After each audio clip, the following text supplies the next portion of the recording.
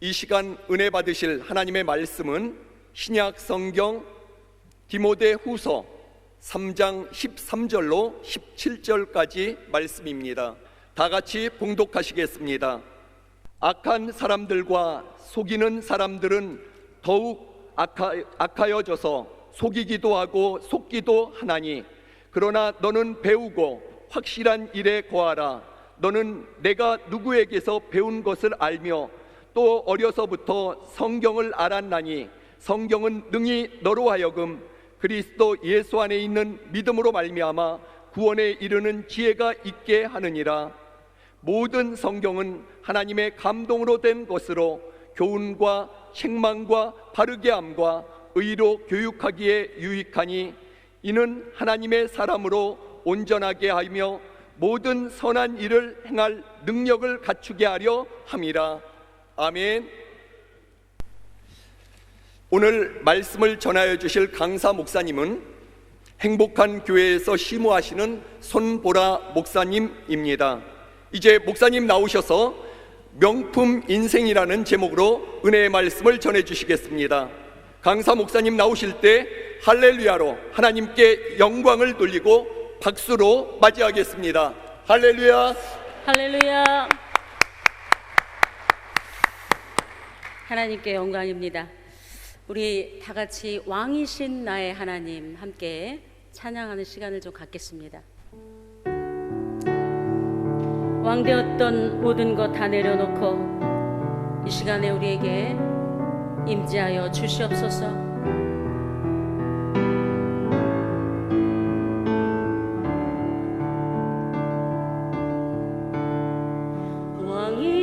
왕이신 나의 하나님,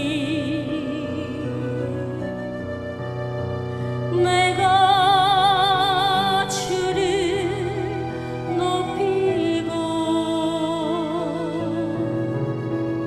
영원히 주의 이름을 송축하리. 이 왕이신 나의 성령님, 왕이신 나의 성령님, 왕 되신 모든 것을 성인 앞에 내려놓고 전심으로 주를 높이고 영원히 주의 이름을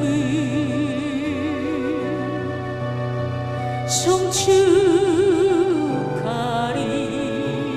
이 왕이신 나의 예수님, 왕이신 나의 예수님, 내가 주를 높이고 영원히 주의 이름을 송축하리이다. 아멘. 우리 다 같이 기도하시겠습니다.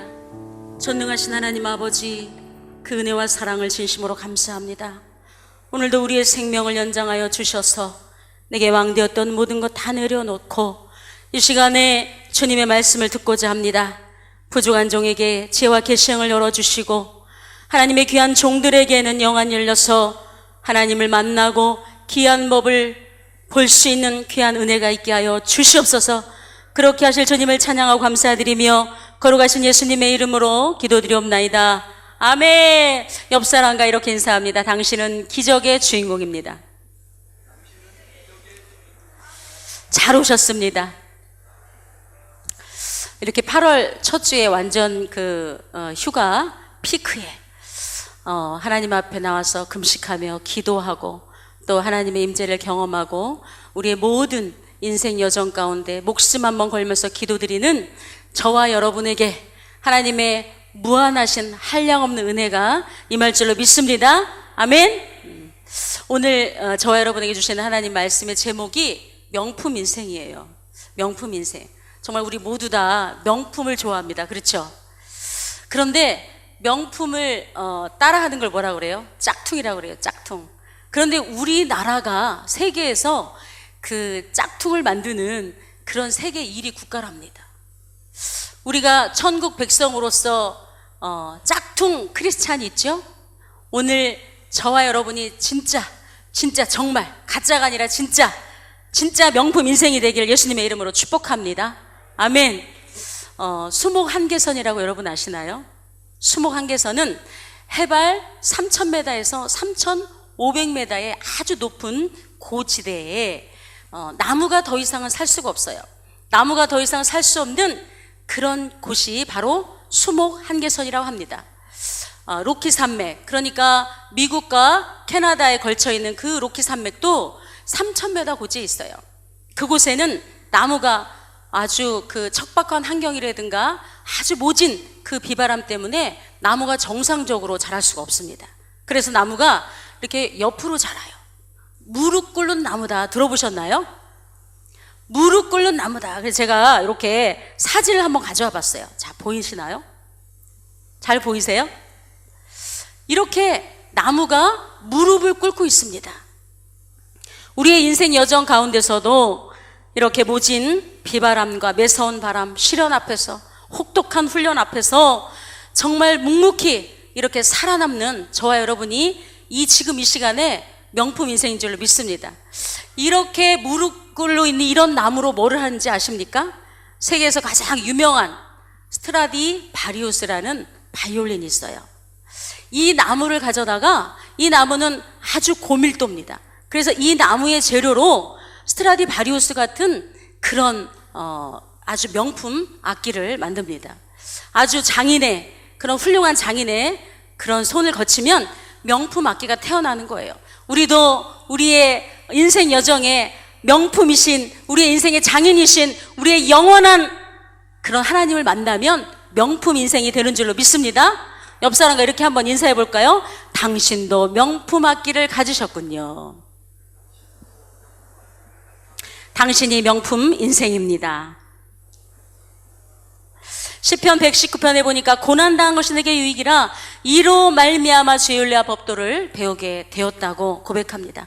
하나님께 쓰임받는 그런 사람들은, 인물들은 모두가 다 그런 고난을 잘 통과한 명품 인생입니다. 이런 무릎 꿇는 나무처럼 여러분이 크고 작은 또 그런 고난과 위기를 만나서 힘겨운 싸움을 싸우고 계십니까? 이 시간에 말씀의 스파크가 일어나서 큰 위로하심과 그런 나타나심이 하나님의 응답으로 귀한 시간 되기를 예수님의 이름으로 축복합니다. 요한복음 6장 23절에 보니까 내 말은 영이요 생명이니 그랬어요. 하나님의 말씀은 영이고 생명이라고 했습니다. 또 히브리서 4장 12절에는 하나님의 말씀은 살았고 운동력이 있다고 그랬습니다. 하나님의 말씀, 그 영이, 움직이는 영이, 생명이 있으니까 움직이니까 어떻게 해요? 믿음은 바라는 것들의 실상이요 보지 못한 것들의 증거다. 마침내 하나님의 말씀이 내 마음판에 새겨지고 내가 그렇게 살면 반드시 실체로 나타나게 됩니다. 그것을 소위 말하는 오살리 금식 기도원에서 금식하고 기도했더니 하나님이 응답하여 주셨다.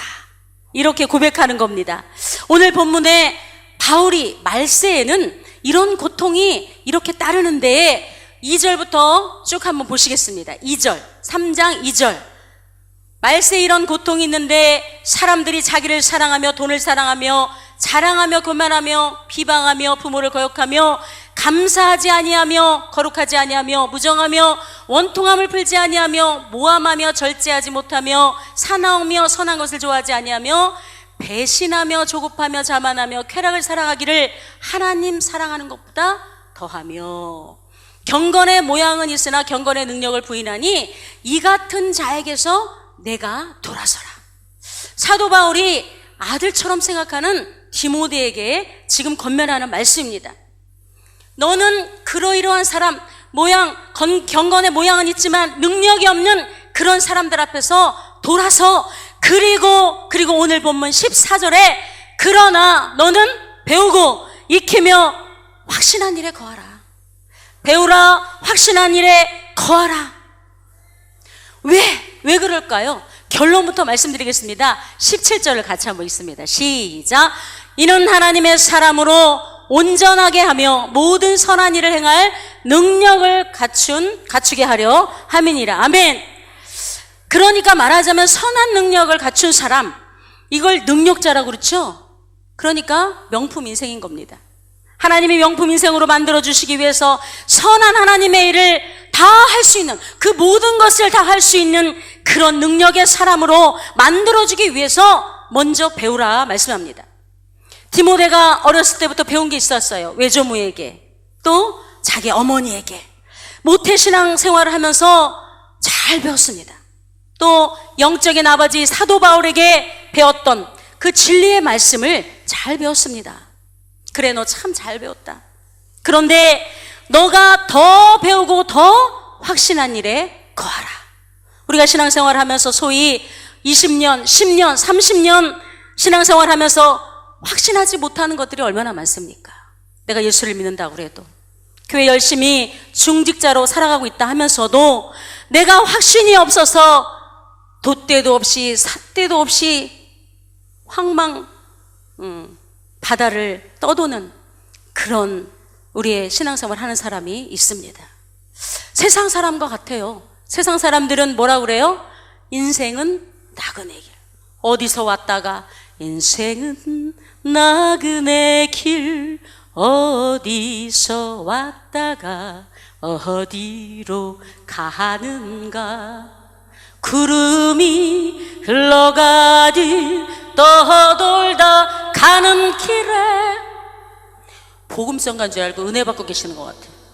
이렇게 세상 사람들은 어디로 왔다가 어디로 가지 모른다는 거예요. 물론 우리는 야고보서에 잠깐 보이다마는 안개와도 같은 인생이다. 그런데 우리는 돌아갈 곳이 있습니다. 전도서 12장 7절에 보니까 흙은 여전히 땅으로 돌아가고 영은 그것을 주신 하나님께로 돌아간다. 그것을 기억하라. 우리는 육체를 입고 있는 영적인 존재입니다. 그래서 어느 날 육체의 옷을 벗는 날이 있어요. 그리고 반드시 하나님께로 이 땅에 사는 삶을 다 끝나면 육체의 옷을 벗고 영혼의 구원을 얻어서 하나님께로 돌아갑니다. 베드로전서 1장 9절에도 믿음의 결국 곧 영혼 구원을 받음이니라, 이렇게 말씀합니다. 우리도 이런 진리들을 다 배웠어요. 천국으로 돌아간다는 것을 배웠고 주님의 십자가와 희생과 사랑을 배웠습니다. 부활하심과 영광과 생명을 배웠습니다. 영생을 배웠습니다. 이 세상에서 억만금을 주고 배울 수 없는 그런 것들을 우리가 다 배웠어요. 이 놀라운 진리를 배웠습니다. 그런데 문제는 이 배운 것에 대한 확신, 배운 것에 대한 증거, 배운 것에 대한 하나님의 나타나심. 7절에 보니까 너희가 항상 배우나 끝내 진리의 지식에 이를 수 없느니라. 우리가 열심히 배웁니다. 교회에서도 말씀과 양육과. 그런데 내가 진리에 이를 수 없다는 거 항상 우리가 배우지 않습니까? 근데 진리에 이를 수 없다는 거예요. 우리 주의 내 교회의 가정의 문제, 이 나라 민족의 끊임없이 불의와 그리고 타협, 보이지 않는 전쟁, 우리가 각자 삶 속에서 고민합니다. 그리고 애끓는 마음으로 통곡합니다. 눈물에 젖어 슬픔에 젖어 살아갑니다. 서로 상처받고 상처를 주고. 그런데 이렇게 우리가 배운 것에 대해서 얼만큼 여러분이 확신하고 살고 계십니까? 한번 삶을 뒤돌아보시기 바랍니다. 그렇다면 우리가 지금 이렇게 살아가고 있는 이 모습, 어떻게 살아가야만 될 것인가 질문하고 싶습니다. 이렇게 사는 건 아닌 것 같은데 예수님이라면 어떻게 하셨을까? 우리가 무엇보다도 하나님의 말씀, 마태복음 11장 29절 말씀을 통해서 더 심층적으로, 더 깊이 있는 말씀을 함께 나눴으면 좋겠습니다. 확신했으면 좋겠습니다. 마태복음 11장 29절에 보니까 나는 마음이 온유하고 겸손하니 나의 멍에를 메고 내게 배우라. 그러면 너희 마음이 쉼을 얻으리라. 온유하고 겸손한 마음, 자신을 낮춰서, 예수님이 스스로 자신을 낮춰서 비천원짜리까지 가는 온유와 겸손, 그거는 우리가 알겠는데 어떻게 예수 안에서 쉼을 얻을 수가 있을까? 이 세상을 어떻게 쉬게 하셨을까? 그 비밀이 바로 빌립보서 1장 8절에 있습니다. 내가 예수 그리스도의 심장으로 너의 무리를 어떻게 사모했는지 하나님이 내 증인이라. 위대한 사도 바울, 최고의 명예가 예수 그리스도의 종이 되겠다는, 그것이 최고의 명예라는 그런 디모데와 사도 바울이 지금 예수 그리스도의 심장으로 영혼을 사랑한다는 거예요. 내게 맡겨진 영혼을 내가 그렇게 사랑한다는 겁니다. 여기서 심장이란 단어가 스프랑크노이스라고 그래요. 헬라어나 원어를 보면 더 정확한 뜻을 알게 됩니다. 이것은 심장이라고 할 수도 있겠지만 우리의 그 허파, 그러니까 이 창자를 얘기합니다. 마태복음 9장 36절에도 보니까 목자 없는 양같이 유리하는 백성들을 민망히 여기시는 예수님이 나오십니다. 여기서 민망히 여기시니 이 단어도 마음, 원어에 보면 마음, 간장, 허파, 창자. 그러니까 유리하는 백성, 정말 이루 말할 수 없는 고통과 아픔과 슬픔과 견딜 수가 없어서 현실을, 이 고통을 벗어나고 싶어서 술이라도 많이 먹고 현실을 이겨내고 싶어서 가눌 길 없어, 정말 죽고 싶은 그 심정을 가눌 길 없어 통곡해하며 울고 있는 그런 사람들을 보고 유리하는 백성이다. 그렇게 유리하는 백성이 하나님이 민망히 여기신다. 그러니까 창자가 떨릴 정도로 하나님이 그들을 불쌍히 여긴다는 거예요. 저와 여러분을 불쌍히 여기신다는 겁니다. 히브리서 4장 15절에도 보니까 우리 연약함을 체휼하지 아니하시한 자가 아니요, 이 체휼이란 단어도 쉼파테스라고 그러는, 이 단어도 함께 고통을 겪을 만큼 불쌍히 여긴다. 그러니까 죄송합니다, 영어로 confession이라고 그래요. come이라는 단어와 passion이라는 단어가 합성어입니다. come이라는 단어는 with, 그 다음에 together. passion이라는 건 알죠? passion of Christ. 그래서 passion, 고통, 고난, 순환, 함께 고통을 겪는다. 그러니까 민망히 여기신다, 체휼이라는 단어, 함께 고통을 여기는 그런 하나님의 마음, 예수님의 마음, 저와 여러분이 그렇게 컨페션한 마음. 우리 한국적인 정서로는 애끓는 마음이다, 애간장이 녹아난다. 이 애가 창자예요, 창자.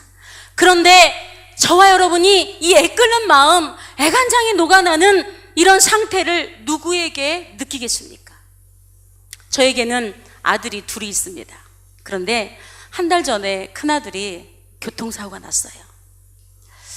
가드레인을 받고 차를 피하다가 왼쪽에 이 골반뼈가 위골이 됐습니다. 그리고 십자인대가 파열됐어요. 코가 골절됐습니다.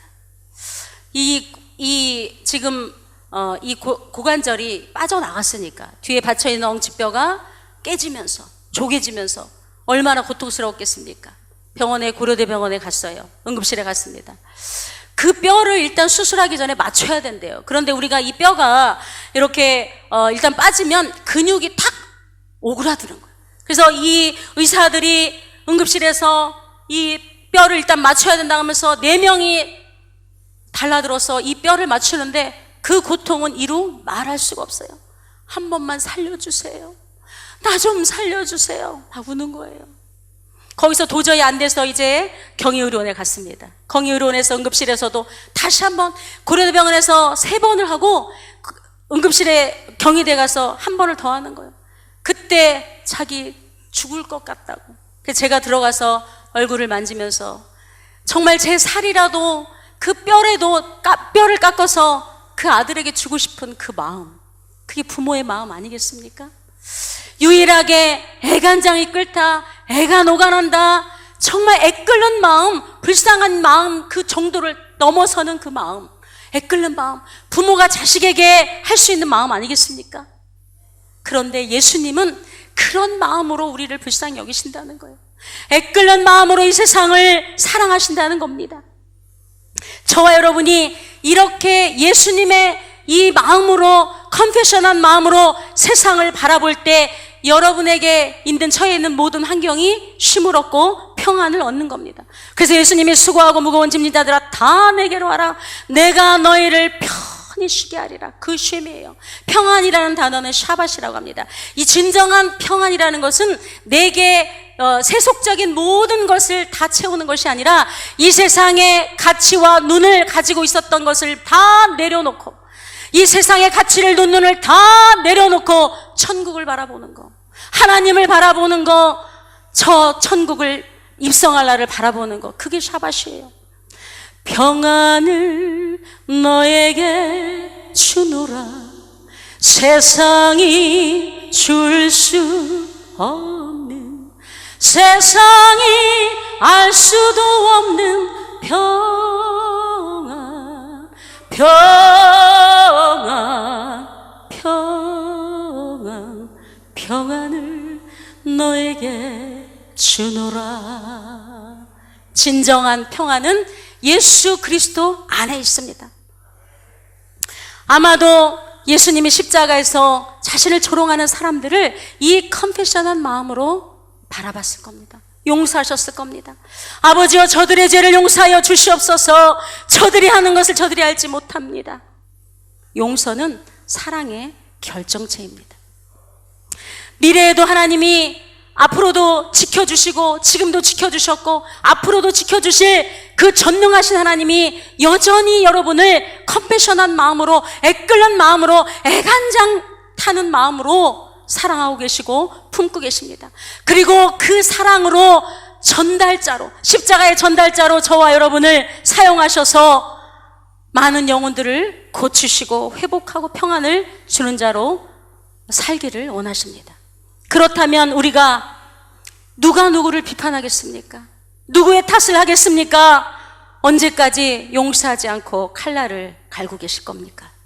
나의 잘못된 판단과 또 시기와 질투 그리고 죄악으로 인해 우리의 가정이, 교회가, 이 나라 민족이 나 하나 때문에 우리 조국이 불안해하면서 이 위기에 처할 수밖에 없지 않겠습니까? 용서하십시오. 오늘 우리에게, 나에게 맡겨진 영혼, 세상을 바라보는, 내가 기도해야 될 그 세상들, 내가 기도해야 될 우리의 교회, 우리 대한민국, 우리의 조국 대한민국, 8천만 민족 복음화 운동본부에서 이 성회를 통해서 저와 여러분이 나라를 더 사랑할 수 있고, 나보다 남을 생각할 수 있는, 남을 더 생각할 수 있는 그런 애끓는 마음, 컴패션한 마음, 그 예수님의 마음을 배우라는 겁니다. 이런 찬양이 있어요. 우리 아시는 분들은 함께 따라해 보겠습니다. 아버지, 당신의 마음이 있는 곳에 나의 마음이 있기를 원해요. 아버지, 당신의 눈물이 고인 곳에 나의 눈물이 고이길 원해요. 아버지, 당신이 바라보는 영혼에게 나의 두 눈이 향하길 원해요. 아버지, 당신이 울고 있는 어두운 땅에 나의 두 발이 향하길 원해요. 나의 마음이 아버지의 마음 알아. 내 모든 뜻 아버지의 뜻이 될 수 있기를. 나의 온몸이 아버지의 마음 알아. 내 모든 삶 당신의 삶 되기를. 아버지가 계신 곳에, 아버지의 마음과 아버지의 눈물이 계신 곳에 저와 여러분의 마음과 눈이 있기를 축복합니다. 두 번째는 확실한 일에 거하라. 즉, 다시 말하면 하나님의 말씀, 하나님을 믿는 그 확신하는 마음의 생활을 계속 머물러 있어라. 여러분에게 난 이것만큼은 내가 장담해, 내가 이것만큼은 잘할 수 있어, 이것만큼은 내가 전문가야 하는 거 있지 않습니까? 이곳에는 열정이 있어요. 이곳에는 어떤 사람은 그런 곳에 목숨을 겁니다. 그렇죠? 그런데 그런 장담하는 거, 내가 그것을 바라보며 세속적인 마음으로 열정을 다 쏟아내도 나중에는 실망을 해요. 그런데 이 세상에서 우리가 가장 확신할 수 있는 게 무엇입니까? 모든 성경은 하나님의 말씀으로 된 것으로, 말씀의 확신입니다. 하나님의 말씀입니다. 그 진리입니다. 진리를 사수하는 일에는 타협이 있을 수가 없습니다. 진리는 하나입니다. 옆 사람과 인사, 진리는 하나입니다.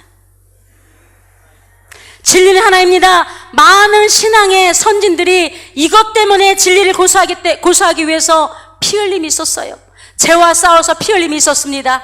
디모데후서 4장 7절에 사도 바울이 이렇게 고백합니다. 나는 선한 싸움을 싸우고 나의 달려갈 길을 마치고 믿음을 지켰으니, 그러니까 피 흘리기까지 싸웠다는 증거입니다.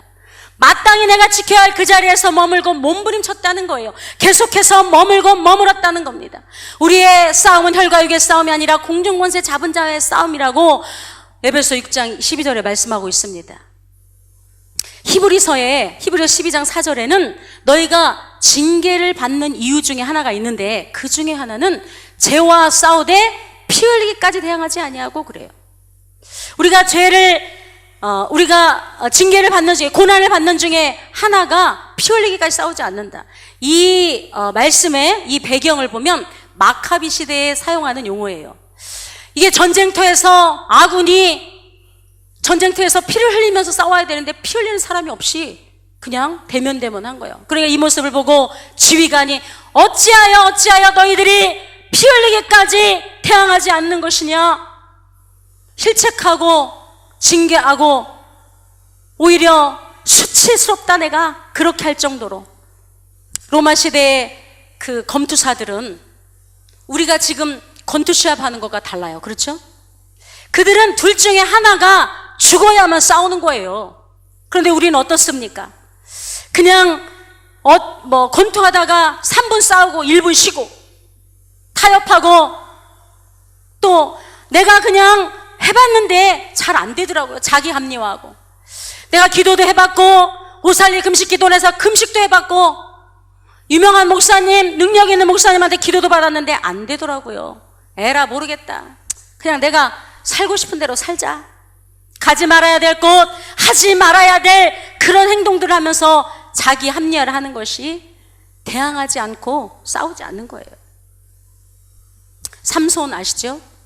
아주 능력 있는 사람이었습니다. 그런데 이 사람은 자기의 죄를 민감하지 않았어요. 그래서 죄의 유혹에 넘어갔습니다. 능력의 사람이었지만. 누구 때문이에요? 누구 때문에? 드릴라 때문이라고요? 아닙니다. 드릴라 때문 이전에 이미 죄에 대해서 정신 못 차리고 드릴라 전에 이방 여인들에게 정신이 나가서 헬렐레 했던 인간이에요. 마지막에 눈이 뽑히고 비참한 최후를 맞습니다. 만약에 오늘 본문의 사도 바울이 동실의 사람이었다면 드릴라가 바울을 유혹하고 그랬다면 바울이 넘어갔겠습니까? 저는 아니라고 봅니다. 우리도 바울처럼 피 흘리기까지 세속화된 물결과 유혹되지 않은 많은 세상의 육신의 정욕들을 넘실거리는 그런 사단의 마귀를 예수 그리스도 이름으로 철저하게 확신하는 말씀으로 끝까지 피 흘리기까지 싸워 이겨야 될 줄로 믿습니다. 그래서 끝까지 확신하는 것에 대해서 머물러 있어야 될 줄로 믿습니다. 바울의 편지를 읽을 때 부끄럽지 않게 모든 사람들이 동의했어요. 그렇죠? 감동이 생겼습니다. 그리고 변화가 일어났습니다. 이런 삶을 살아내는 게 우리에게 얼마나 중요한 것입니까? 그래서 고린도서 2장 14절에 바울이 당당히 말합니다. 항상 우리를 그리스도 안에서 이기게 하시고 우리로 말미암아 각처에서 그리스도를 아는 냄새를 나타나게 하시는 하나님께 감사하노라. 항상 이기게 하시는 분이 누구예요? 예수 그리스도. 그리스도의 냄새를 나타내는 게 누구세요? 그 주체가 여러분이 아닙니다. 하나님이십니다. 이기게 하시고, 이것도 원어적으로 보면 드리암보라는 동사예요. 그런데 이것은 이 원뜻을 보면 개선 행진에 참여하게 하고 이런 뜻입니다. 전쟁에서 승리하고 난 왕이나 군사들을 환영하는 퍼레이드를 개선 행진이다 그래요. 그 전장에서 그런 의미가 있습니다. 나는 이 개선 행진을 할 수 있는 참여한다, 이 뜻은, 이 의미는 그 전쟁에서 이겼다는 사실이에요. 두 번째는 내가 살았다는 겁니다. 전쟁에 이겼지만 내가 죽으면 무슨 소용이 있겠습니까? 그렇죠? 또 세 번째는 개선행진 후에 전리품을 분배받고 사랑하는 나의 가족들 품으로 돌아간다는 겁니다. 기쁘고 얼마나 감사한 일입니까? 개선행진에 참여한다는 거. 이기게 하시고 이것이 개선행진에 참여하게 한다는 말입니다. 마지막 날 모든 선한 싸움을 싸우고 천국에서 우리를 개선행진 퍼레이드에 참여하게 하실 주님을 찬양합니다. 저와 여러분이 고백되는 귀한 시간 되기를 축복합니다. 벤허라는 영화를 보셨죠? 거기에 보니까 로마 장군이 개선행진 나옵니다. 군악대가 트럼펫을 빵빠라방 빵빵빵빵빠라방 연주합니다. 그 다음에 장군이 백마를 타고 가요. 그 뒤에 많은 군사들이 따릅니다. 그 뒤에는 전쟁 포로들이 있어요. 또 그 뒤에는 전리품이 있습니다. 그게 일반적인 모습이에요. 광장에 환영하러 나온 군중들이 꽃가루를 날리면서 환호를 지읍니다. 그러면서 박수를 칩니다. 개선행진자고 정말 잘 싸웠다. 정말 힘들었지. 살아남아줘서 너무너무 고맙다.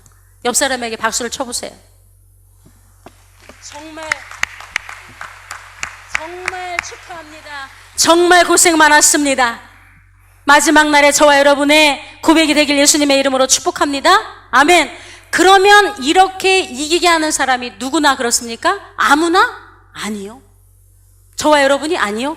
여기 보니까 고린도서 2장 17절에 우리는 그랬어요. 우리는 수많은 사람들처럼 우리 모두가 아니고 사도 바울 자신, 그 다음에 동력자, 그러니까 우리 모두가 아니라 함께 참여한 사람 중에 하나님의 말씀을 혼잡하게 하지 아니하고, 이런 사람이라는, 하나님의 말씀을 혼잡하게 아니하고 순전함으로 하나님께 받은 것 같이 하나님 앞에서 그리스도 안에서 말하노라. 이런 사람에게 하나님의 말씀에 혼잡하지 아니하고, 이 혼잡하지 아니하다, 이것도 원어의 뜻을 보면 장사꾼이 이익을 남기기 위해서 포도주에 물을 타는 것이 혼잡하지 아니하다. 우리가 건강원에 가면은 즙을 짜죠. 그런데 거기에 물을 많이 타요. 양심 없는 그런 건강원 주인들은. 저와 여러분이 이 말씀에 혼잡하지 않기를 축복합니다. 사도 바울은 복음을 전한 일에 자기 생계를 위해서 왜곡되게 전하지 않았습니다. 자기 이익을 위해서 가르치지 않았어요. 그때 당시에 유대 랍비와 또 헬라 철학자들은 같은 지역을 돈을 벌기 위해서 순회하면서 말씀을 가르쳤습니다. 강연했습니다. 그런데 사도 바울은 오직 십자가의 복음을 전했습니다. 자기의 이익을 위해서, 세속을 위해서 왜곡하지 않았어요. 그래서 오죽하면은 자기 동족에게도 고난을 받았습니다. 핍박을 받았습니다. 그랬더니 마지막에 승리하게 하셨다. 모든 문제를 다 해결해 주셨다.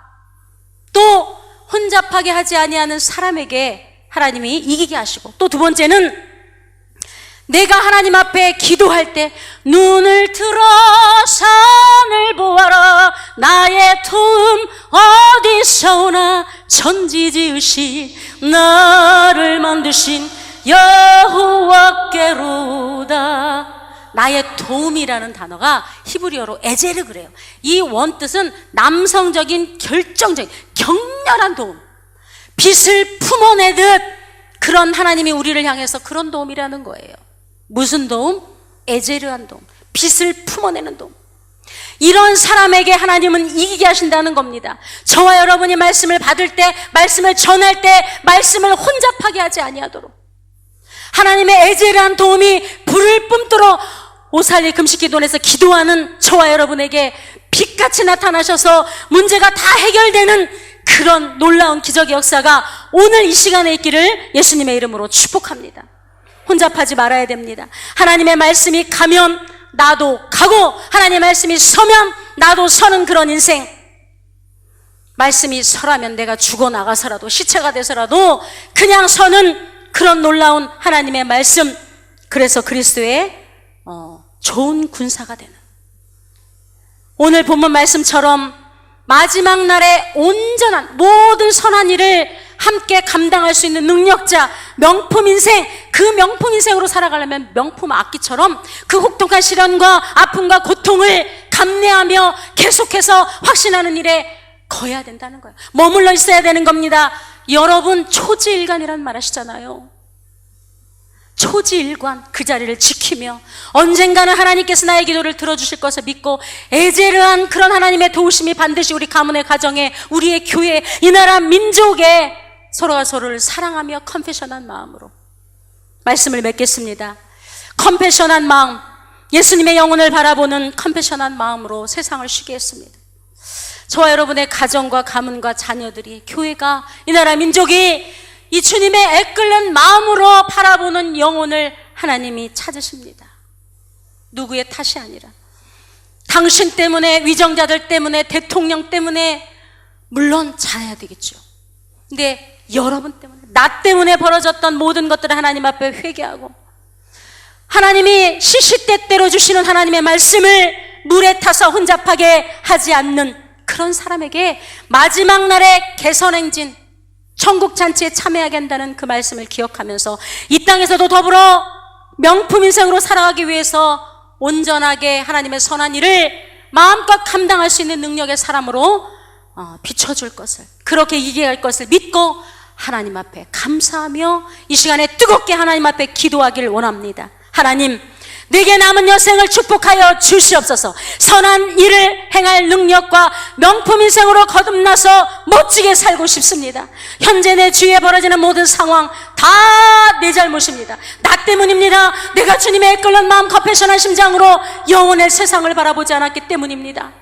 우리의 가족이, 우리의 교회가, 이 사회가, 내 조국이 어려움을 겪고 있는 그 평안이 이미 다 깨졌습니다. 용서하여 주시옵소서. 그것이 나 때문입니다. 불쌍히 여겨 주시옵소서. 십자가의 은혜로 다시 한 번만 살려주시옵소서. 이제 그리고 하나님의 말씀이 임했을 때 나의 유익을 위해서 포도주에 물 타듯이 혼잡하게 만든 죄를 고백합니다. 자백합니다. 밑보시고 이로사 죄악을 도말하여 주시고 용서하여 주시옵소서.